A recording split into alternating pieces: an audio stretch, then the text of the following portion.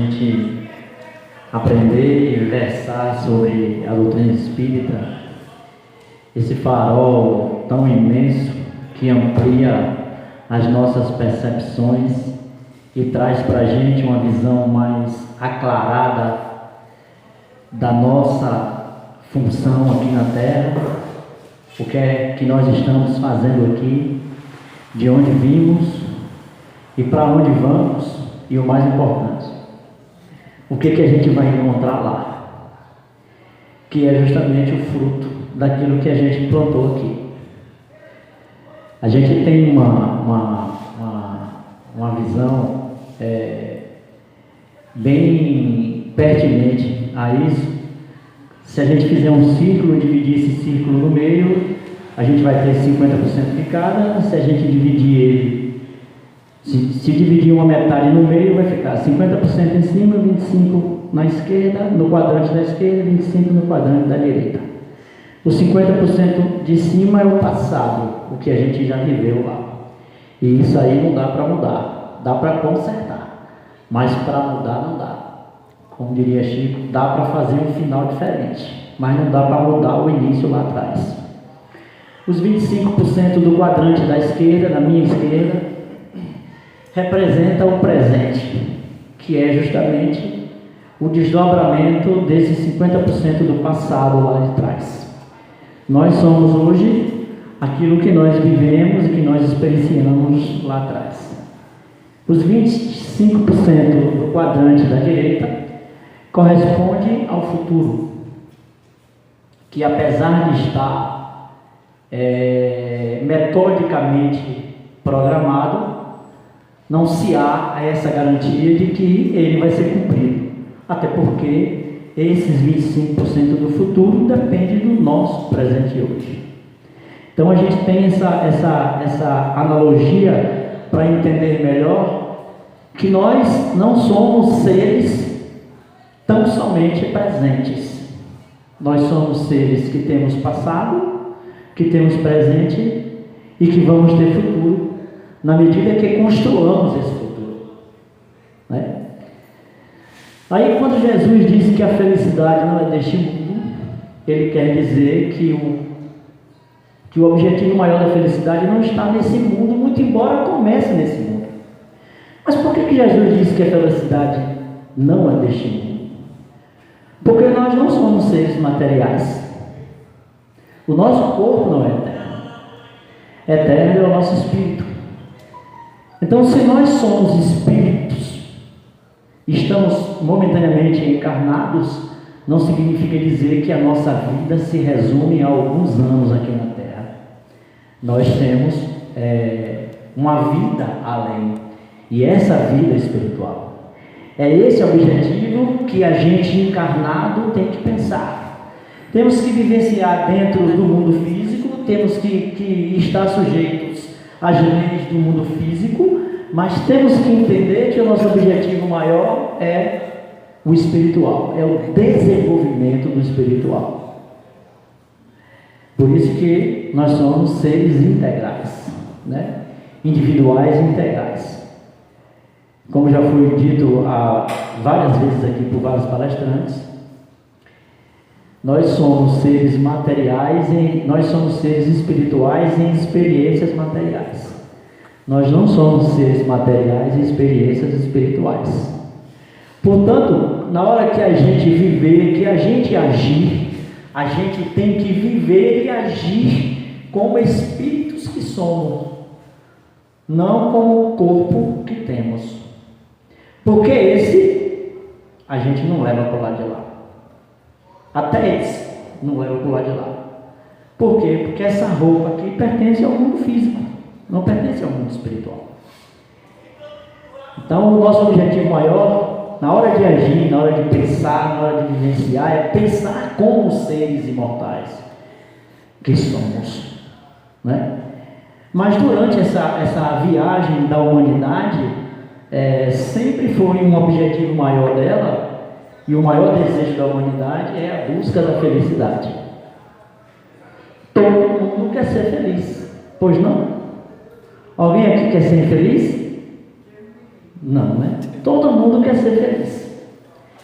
Só que a felicidade, ela não é algo que venda em algum supermercado, que venda em alguma farmácia em doses. A felicidade não é algo que alguém vai trazer para a gente.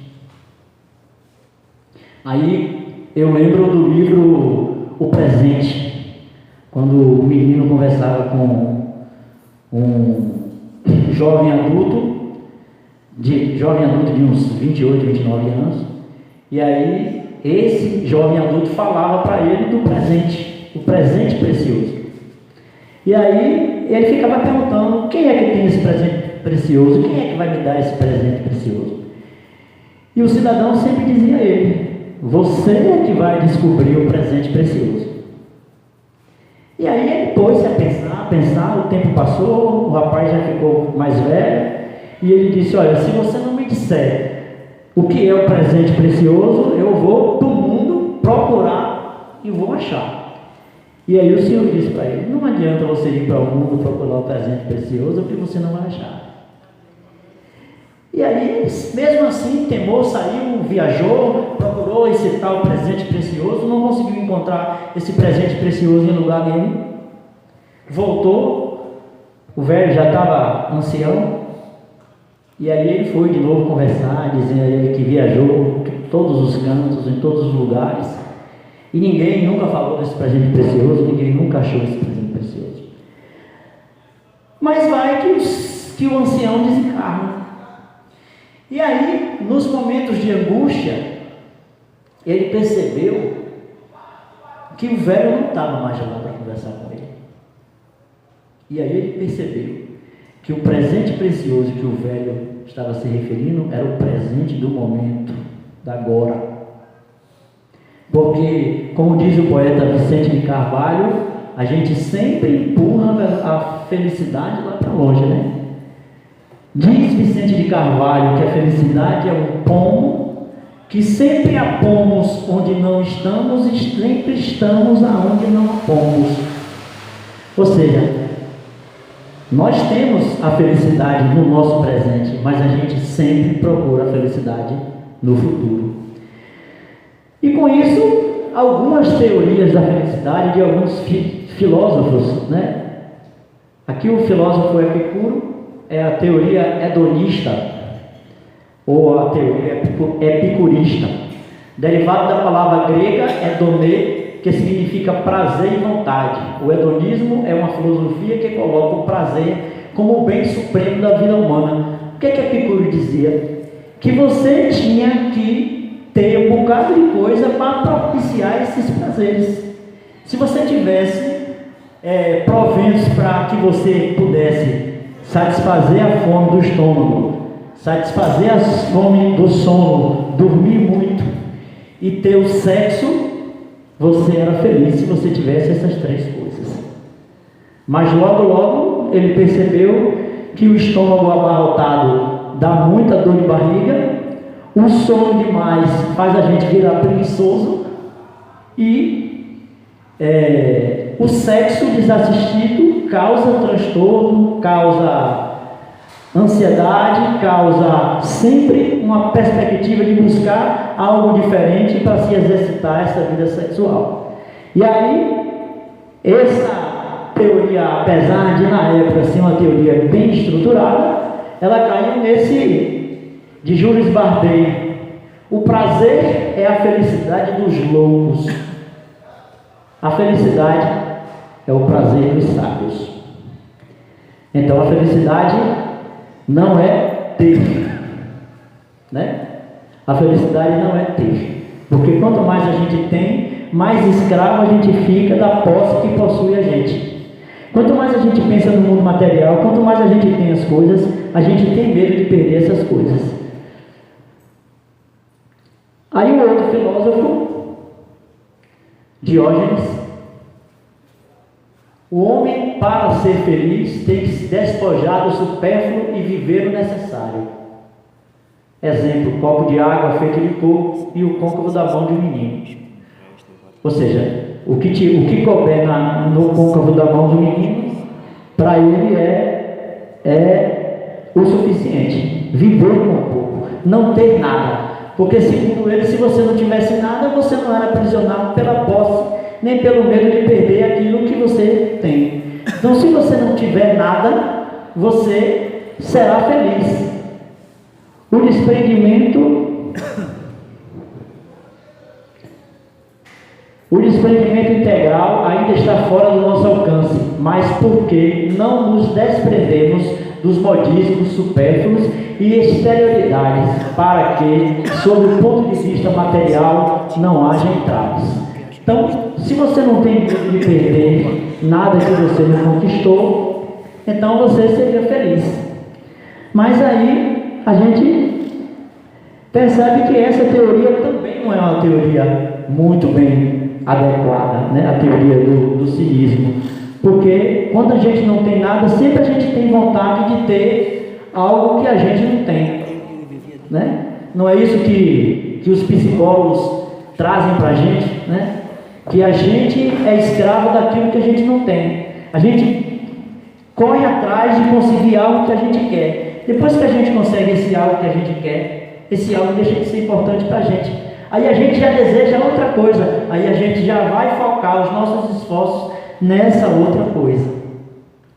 Então esse ter e não ter, não é essa dicotomia não traz a felicidade como ela deve ser vivida e sentida. Porque uma coisa é a gente ser feliz, a outra coisa é a gente ter momentos felizes. E como o tema da palestra é como lidar com a felicidade, primeiro a gente tem que saber o que é felicidade, para depois que a gente vivenciar ela, a gente aprender a lidar com essa felicidade, a manter essa felicidade acesa dentro de nós. Então Diógenes tinha essa teoria, ele vivia numa barrica só, né? E ele não tinha nada. E Alexandre o Grande, quando conquistou a Grécia, a Grécia era o berço do mundo, né? E quando ele conquistou, ele mandou um recado para o prefeito de Corintos, que ele queria destruir Corintos, mas ele mandou um recado para o prefeito de Corintos, dizendo que se Diógenes fosse lá conversar com ele, que ele perdoava Corinto. E aí o prefeito foi até Diógenes: olha Diógenes, Alexandre Magno o Grande quer lhe conhecer, quer que você vá lá. Aí Diógenes disse: eu não vou lá não, eu não quero conhecer ele que quer me conhecer, então se ele quer me conhecer, ele vem até mim. E ele morava num casebezinho com uma portinha estreita. Alexandre chegou lá para falar com Diógenes, e aí abriu os braços na frente da porta e disse: eu conquistei o mundo e eu quero lhe dar metade do mundo para você me ajudar a governar a terra. E aí Diógenes falou para ele que ele não retirasse dele aquilo que ele não podia dar. Empurrou Alexandre o Grande e saiu.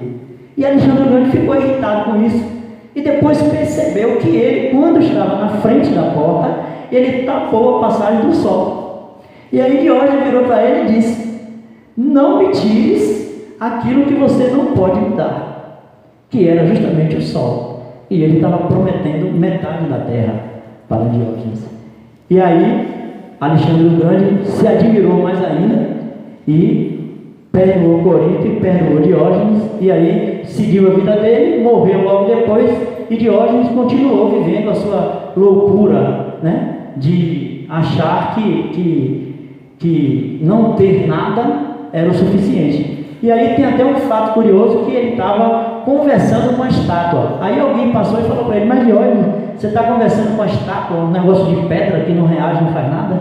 Ele disse: pois é, eu estou exercitando falar com as pessoas que não me dão atenção, e eu estou pedindo aquilo que a estátua não vai me dar, para eu ir me acostumando a não ter aquilo que eu vou pedir às pessoas. Então ele tinha essa teoria meia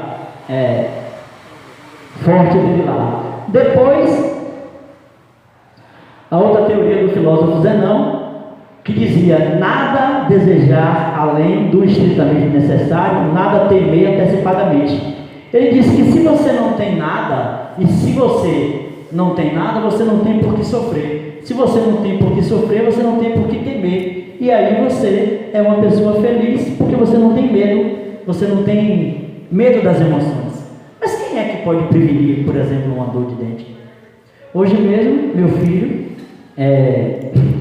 estava andando de moto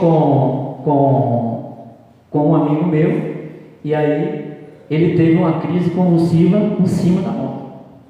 De uma hora para outra ele apagou, e aí caiu junto com outro cara, e a pessoa me ligou, eu fui atrás dele, levei lá para a UPA da Queimadinha, ele foi atendido lá, ficou com a noiva, já está em casa, tudo bem, graças a Deus, só ralou o braço de nada. Mas será que ele poderia prever aquele mal súbito que ele teve hoje? Se ele pudesse prever, ele não teria o mal súbito que ele teve hoje. Então não dá para a gente prever a dor. Ninguém prevê a dor. Ninguém consegue se antecipar à dor moral, à dor da perda, à dor da solidão, à dor do sofrimento. Então essa teoria de não ter nada, para não ter sofrimento, para ser feliz, não tem teoria segura e nem eficaz para isso. Então, se a felicidade não é ter e também não é não ter, o que é a felicidade então?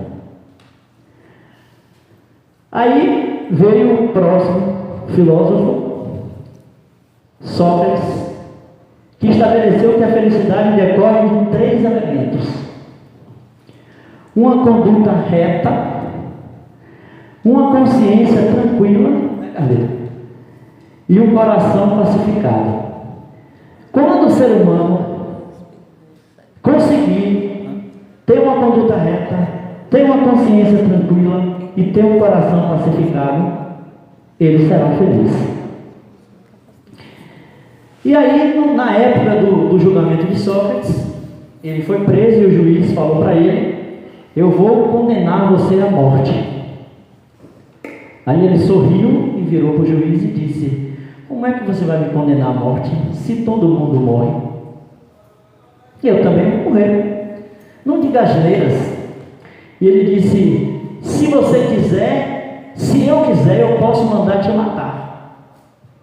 E ele disse: pois não, se você mandar me matar, eu vou morrer. Mas quem garante que você não morre antes do que eu, sem ninguém mandar matar você? E aí o juiz condenou ele, junto com os 70 tiranos, porque ele era acusado de perverter a juventude daquela época. Porque Sócrates ele tinha uma técnica fantástica. Você fazia uma pergunta a ele, ele te respondia com outra pergunta. Por quê?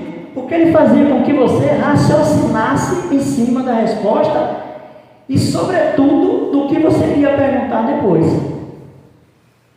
Então, Sócrates ficou preso lá e aí recebeu a visita de um dos seus filósofos, chamado Crito, e aí Crito disse para ele: mestre, eu venho te libertar.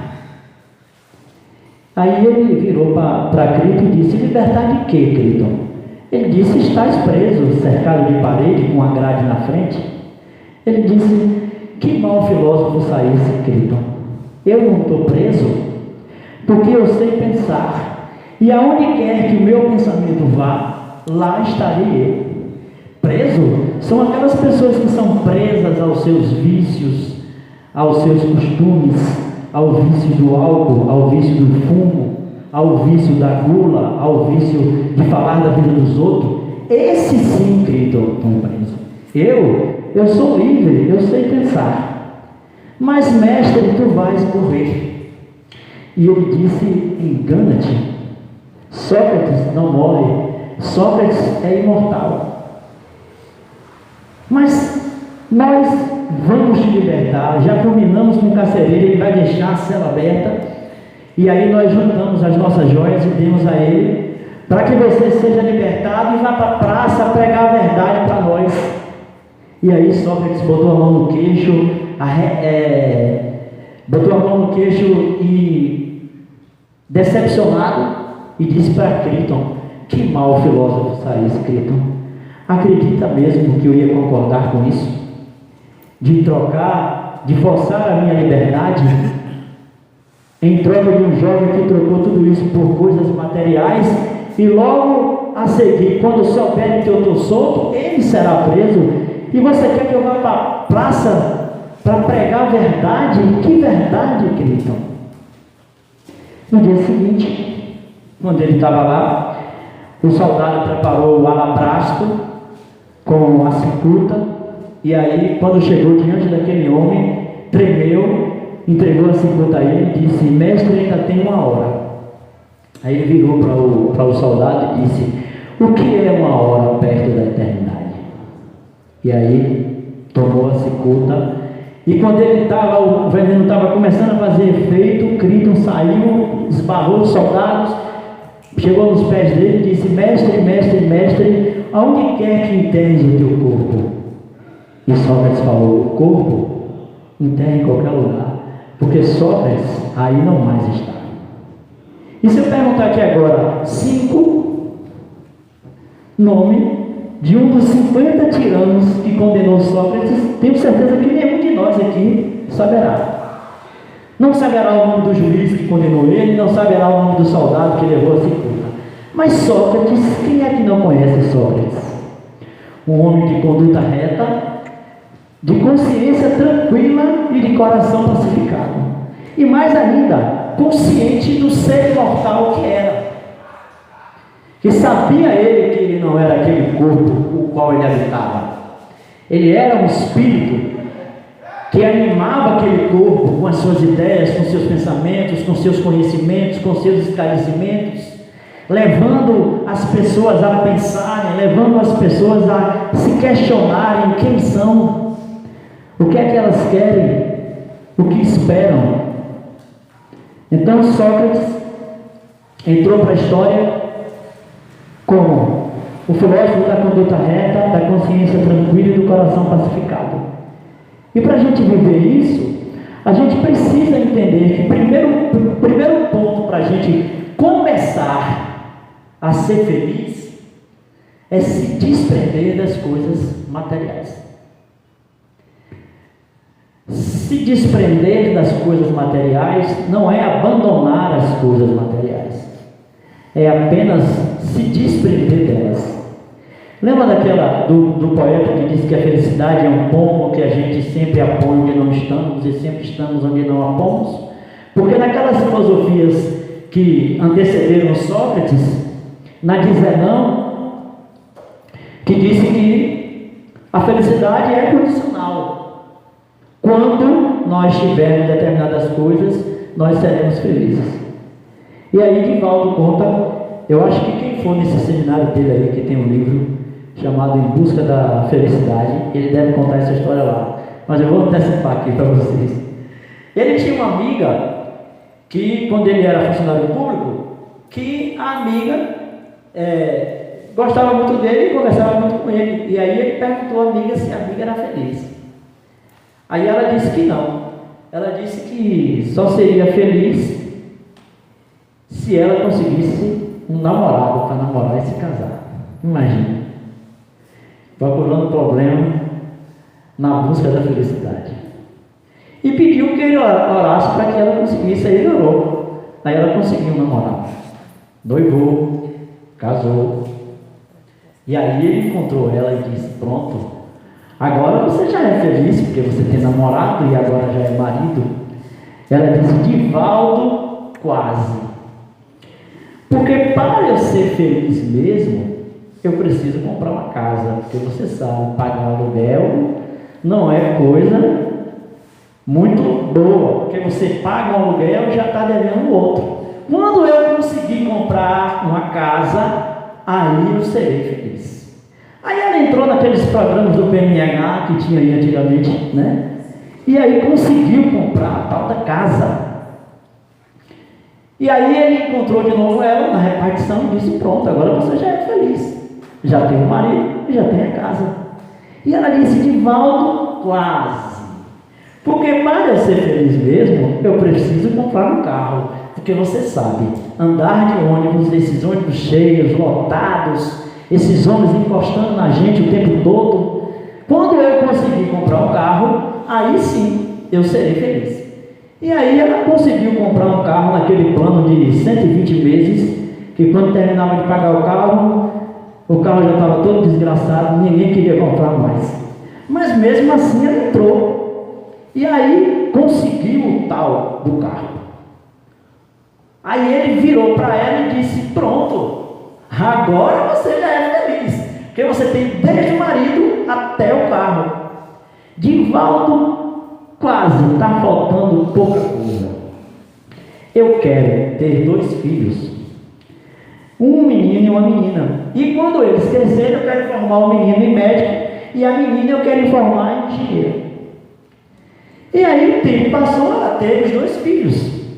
E aí ele disse: pelo amor de Deus, me diga que você já é feliz, porque você tem do marido aos 2 filhos. Ela disse: Divaldo, quase.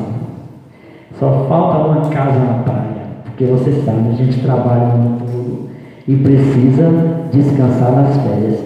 Então a felicidade é um pomo que a gente a põe sempre onde não estamos e sempre estamos onde não a pomos, né? E às vezes a gente tem aquele desejo de ter as coisas, que é aquela teoria de que quanto mais você tem as coisas, mais você é feliz. Tem um caso de um casal chamado Pafúcio e Marocas, que é meio parecido com essa história. Pafúcio era um marido que achava que dominava a mulher, né? E a mulher só conseguindo tudo dele sem ele perceber. E aí um dia eles passaram por uma loja de antiguidades e acharam um vaso chinês caro. Aí ela disse: poxa, que jarro lindo. Aí chegou em casa, no outro dia chegou o marido com o jarro. Já foi influenciado a comprar o jarro, sem saber, foi lá, comprou o jarro e deu para a mulher. Aí a mulher botou o jarro bonitão na mesa e o que mulher gosta é fazer inveja a outra mulher. Chamou a vizinha: Margarida, venha ver que marido maravilhoso eu tenho. Olha o que ele me deu, esse jarro, foi o que eu falei? Japonês?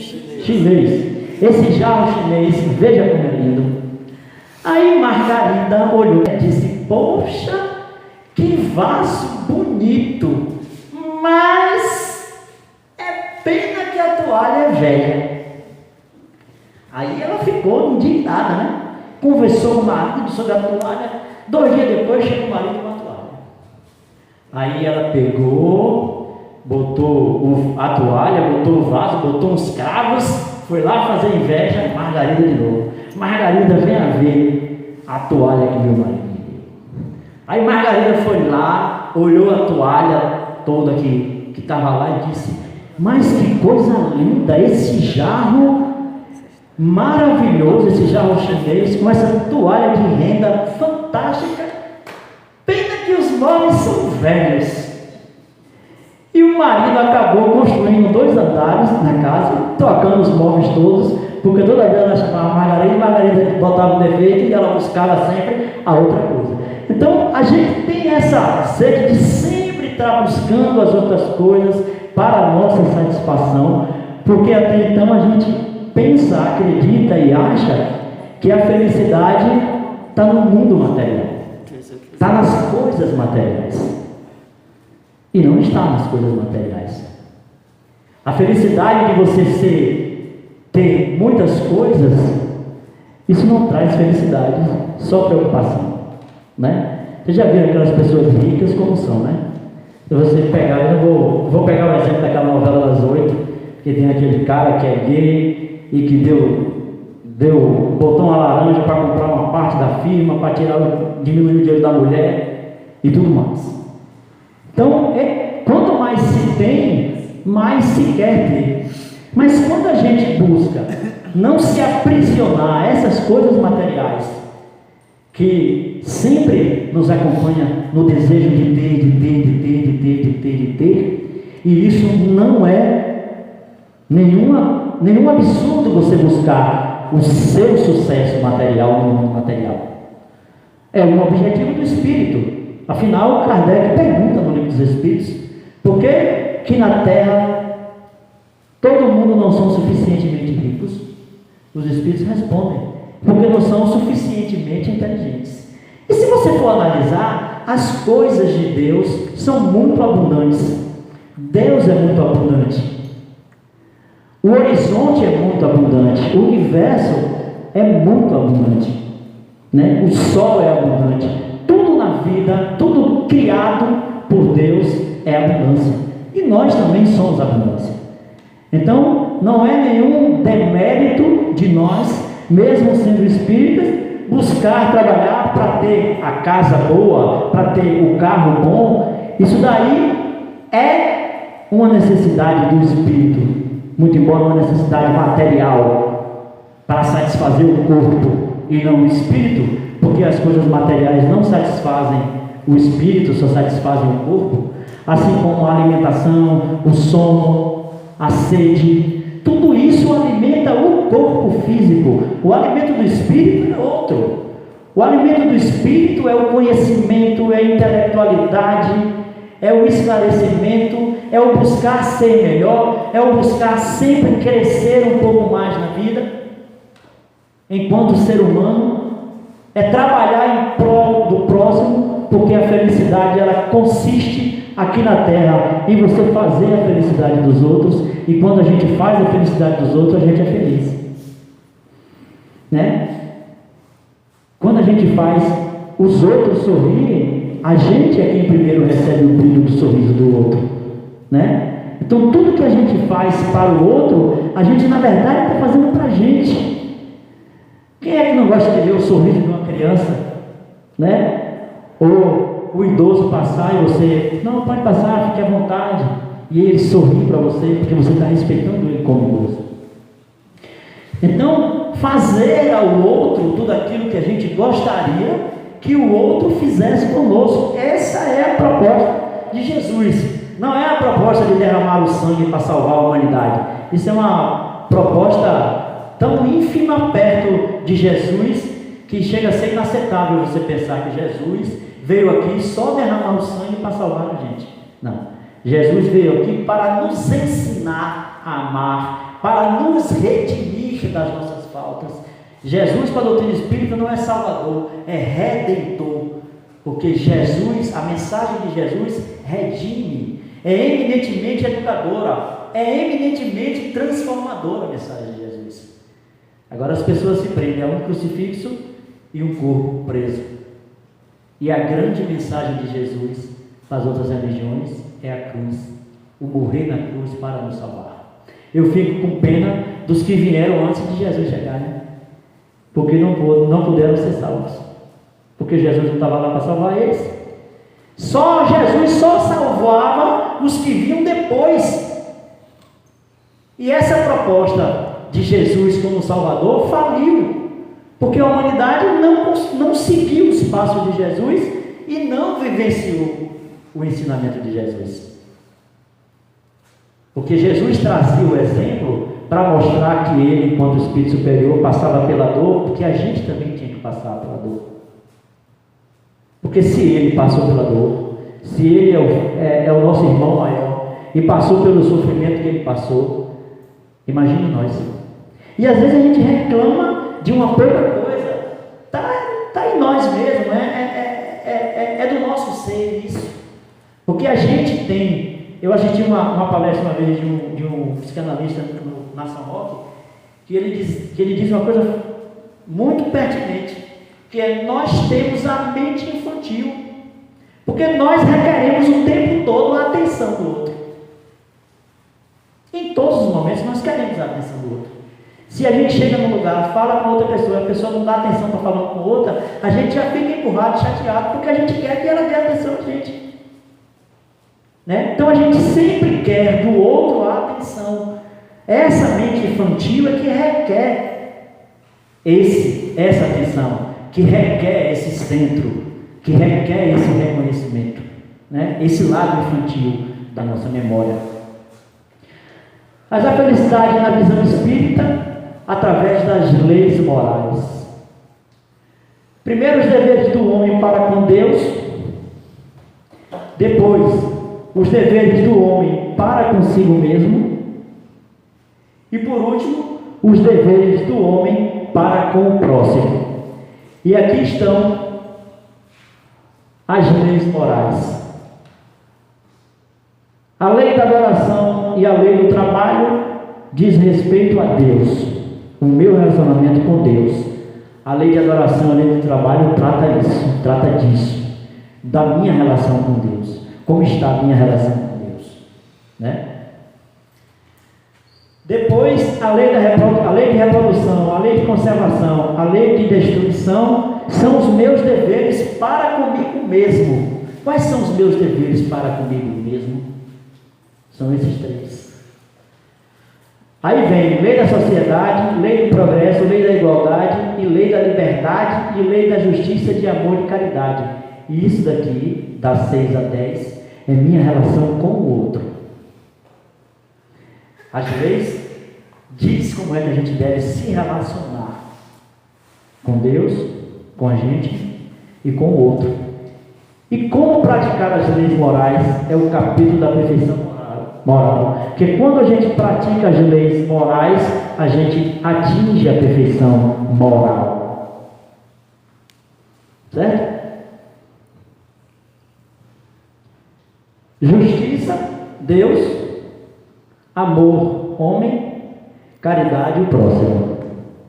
Então, primeiro, Deus, de Deus para o homem. Segundo, o homem, do homem para o próximo. Terceiro. Então, tudo é amor. A mensagem de Jesus é amor. Fala de amor. Amor com Deus, o Pai. Amor conosco. E amor com o outro. Como é que a gente deve se comportar com o outro? E isso quer dizer que os Espíritos dizem na quarta parte do livro dos Espíritos, que é das consolações, os Espíritos dizem que nós seremos felizes quando nos aproximarmos das leis morais. Olha que coisa legal. Nós seremos livres, nós seremos felizes quando nos aproximarmos das leis morais. E seremos infelizes quando nos afastamos das leis morais. Então a felicidade na visão espírita é a aplicação das leis morais na nossa vida, sobre o foco de Deus, de mim e do próximo. Como é que a gente lidar com isso? Então a felicidade está muito próximo do que essa justiça, amor e caridade, está muito próximo do que Sócrates trouxe. Uma conduta reta, uma consciência tranquila e um coração pacificado. Isso aqui é justiça, amor e caridade. A doutrina espírita começou nessas ideias socráticas. Começou vindo, entre aspas, né? Sócrates foi o precursor das ideias espíritas, das ideias dos espíritos, né? E aí tem esse cemitério, esses túmulos aqui que eu coloquei, porque tem uma lenda, uma história que diz que um cantor, ele foi numa cidade fazer um show nessa cidade. E aí, enquanto estava passando o som, enquanto estava montando o som, o palco, a luz, essas coisas, ele disse: eu vou passear pela cidade. E aí passeou pela cidade e passou em frente a um cemitério e resolveu entrar nesse cemitério. E quando chegou lá, uma coisa chamou a atenção dele. Os túmulos, ao invés de ter a data de nascimento e a data de falecimento, tinha 30 dias, 3 anos, 48 horas, 25 anos, 3 anos e 20 meses, 3 anos e 12 meses, 3 anos e 11 meses. E aí ele começou a ver aquele negócio relacionado, e aí chamou o coveiro e perguntou: por que o túmulo aqui não tem a data de nascimento e a data de morte das pessoas que estão enterradas aqui? E aí o coveiro disse para ele: é porque as pessoas colocam ali o tempo que elas foram felizes na terra. Umas foram felizes meses, dias, horas, anos. E outras foram felizes por muitos anos.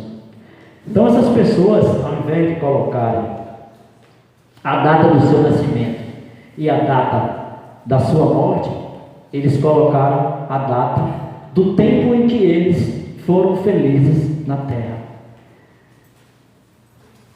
E aí a gente traz uma outra visão.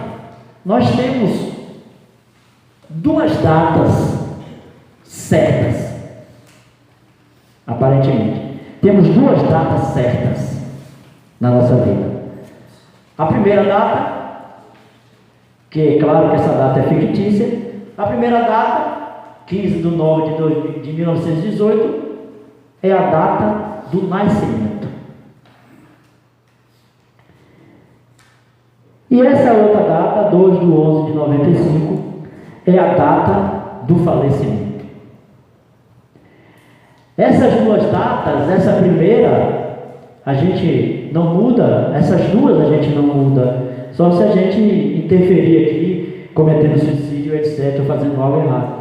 Mas essas nossas duas datas estão previstas para a gente, a de nascer e a de morrer. A gente pode morrer na data certa ou a gente pode antecipar a data da gente morrer quando pratica o suicídio. Mas o que é mais importante nessas duas datas aqui é esse tracinho aqui, que é o tempo entre uma e outra. O que é que nós fizemos nesse tempo entre uma data e outra? Quando nascemos até morrer. O que nós plantamos? O que nós ensinamos aos nossos filhos, aos nossos amigos, aos nossos sobrinhos? O que nós aprendemos com as outras pessoas? Como a gente se comportou com o próximo? A gente aproveitou a nossa encarnação? Porque a gente não veio aqui para passear, nem jogar bolinha de gude e empinar pipa. A gente veio aqui para vivenciar, para experienciar e para evoluir através da matéria, tão necessária na vida de todos nós. A matéria, a vida material, a vida física é tão necessária para o espírito, nesse aspecto, que por que os espíritos vêm para a reunião mediúnica? Sempre tinha um incômodo comigo, um bichinhozinho, né?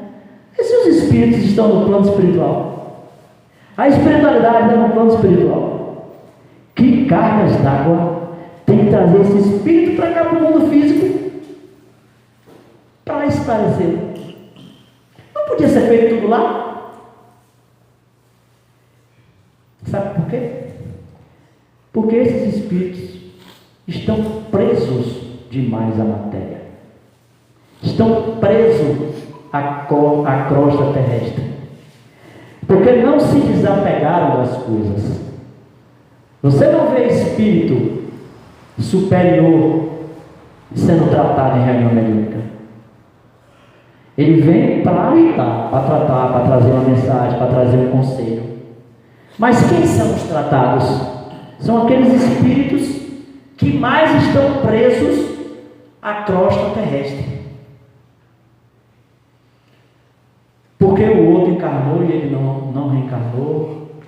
Está preso porque ele tem medo de perder as coisas, né? E aí a gente vê a história de, mesmo que como ficção, a história de André Luiz. Eu achei aquele momento do filme fantástico, fabuloso, aquela ideia. Ele chega em casa e encontra a mulher dele com outro homem. E quando ele dá de cara com aquela situação, o que é que ele faz? O ódio sobe nele e ele fica revoltado com aquilo tudo. Porque ele achou que a esposa dele tinha que esperar ele ficar ali sozinha, esperando ele. E quando ele sai irritado, quando ele vira para sair, ele dá de cara com o quê? Com a porta do local onde ele estava, entre aspas, o umbral. E aí ele começou a ver aquele sofrimento todo de novo. Aí o que foi que ele fez? Respirou fundo, voltou e foi ajudar o cara lá que estava doente a aplicar o remédio correto para ele melhorar. Veja que fantástico essa simbologia, né? Porque a arte cênica trabalha muito com simbologia, e essa simbologia para a gente é fantástica, porque quando a gente estiver nervoso, a gente vai entender que a nossa sintonia, não nós, não o espírito, mas a nossa sintonia está ligada ali no baixo clero, está ligada ali nas energias negativas. Por isso é melhor contar até 10. Eu mesmo sou uma negação disso, que eu fico logo irritado e já vi que faz aquela energia negativa. Mas eu preciso aprender, num determinado momento, de tanto falar, eu tenho que assimilar e aprender, né? Como eu não estou falando aqui por mim, estou falando pela doutrina espírita, pelos ensinamentos da doutrina espírita, não tenho problema nenhum em falar nisso, se não tenho dominado totalmente nisso ainda. Mas essa simbologia de quando o André Luiz se vira, que dá de cara com o umbral piloto, com tudo aquilo que ele passou, que ele sentiu, ele automaticamente respirou fundo, voltou e conseguiu se equilibrar energeticamente, conseguiu se equilibrar e ir lá e ajudar, né? Então, essas duas datas que são fundamentais na vida de todos nós, o enigma, o segredo está nesse tracinho aqui, que é o que ocorre entre a data de nascimento e a data de morte. E eu fui no enterro de um pai de um amigo meu, ali no Parque P, Cláudio, e eu achei uma coisa fantástica. Eu tinha assistido uma palestra de vídeo sobre os bens morais, os bens espirituais. E, por incrível que pareça, eu achei isso lindo. Mas as pessoas estavam brigando para pegar na nossa do caixão.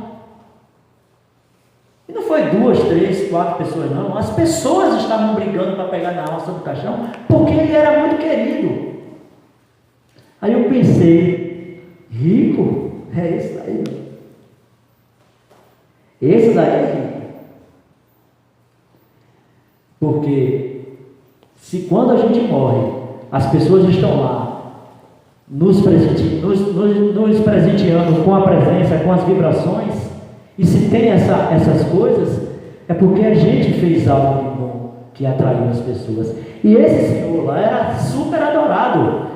Acreditem, ele ficou doente na cama e 4 vizinhas revezavam durante, de domingo a domingo, quem ficava com ele, cuidando dele. Porque a esposa dele já estava cega, morreu agora, tem um mês passado, estava cega, diabetes, amputada, e não tinha os filhos, 2 filhas que ele tem, todas já com vida, e as 4 vizinhas estavam lá cuidando dele, dando banho, dando alimentação, remédio na hora. Que tipo de ser humano consegue isso?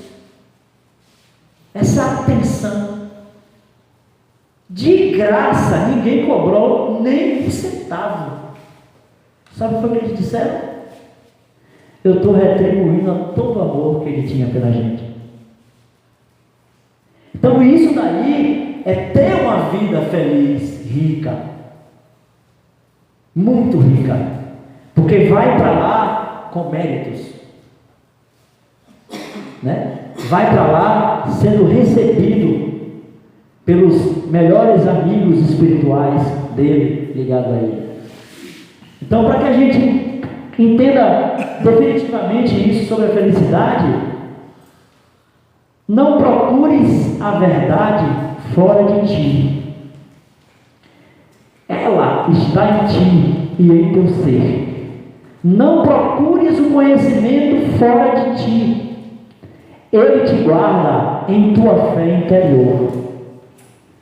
Não procures a paz fora de ti.